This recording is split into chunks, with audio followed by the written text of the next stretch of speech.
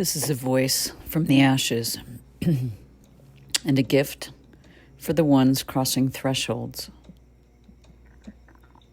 I don't know, maybe this episode's about grief and loss, but I reckon it'll end with a gift and a lesson. Not a gift we wanted, but what we needed. You see, there's some gifts you don't ask for, but once they arrive, man, they mark you forever. This voice, this awakening, it came through a portal I would never have chosen.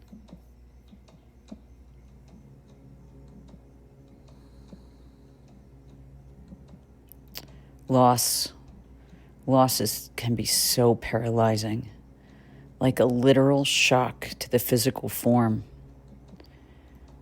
In my case, when an officer knocked at my door late at night, my knees immediately buckled, and my frontal lobe felt a jolt of electricity, a feeling I can only describe as a short-circuiting my brain.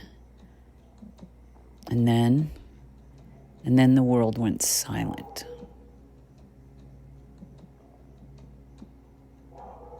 The heartache, the pain, it was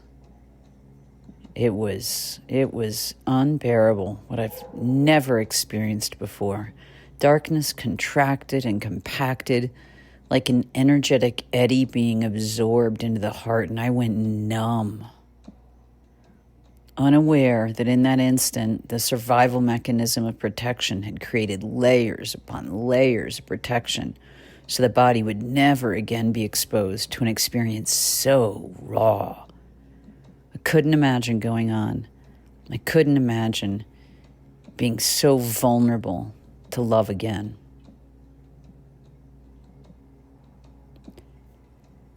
But the body remembers.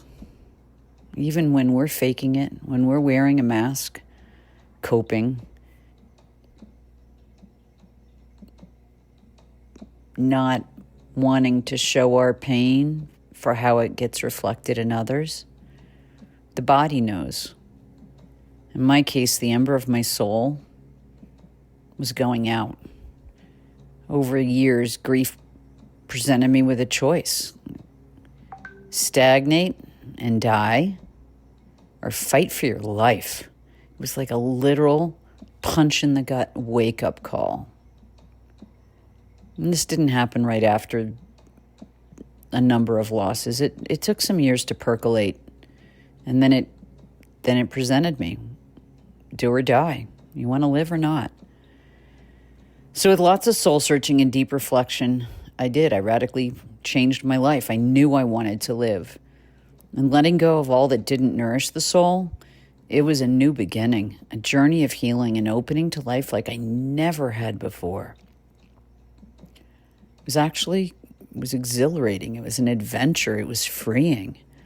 I continued to search for the residue of grief, though, expecting it to be hidden in crevices in the body, in the heart. What was I not addressing?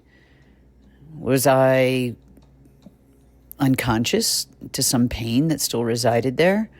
And, at times it would arise unexpectedly, like a wave coming in, wash through me, and then be gone again. I distinctly remember some years later, in one of these reflective moments, of hearing my son's voice in my head. It was wild. He was flittering about like Tinkerbell, happy as could be, announcing, Mom, I'm free. God, he carried such a vibration of love and joy. And in that moment, I realized he was free. His soul was free. It was me feeling sorry for myself. I'd been playing the victim, and I was so happy he was happy and free. Don't get me wrong, I still miss him. I miss his smell, his touch, his laughter, his smile, all that we experience in this earthly realm. But knowing what I know now and experiencing what I have, grief opened portals to unexpected worlds. And I can honestly say I'm really now at peace.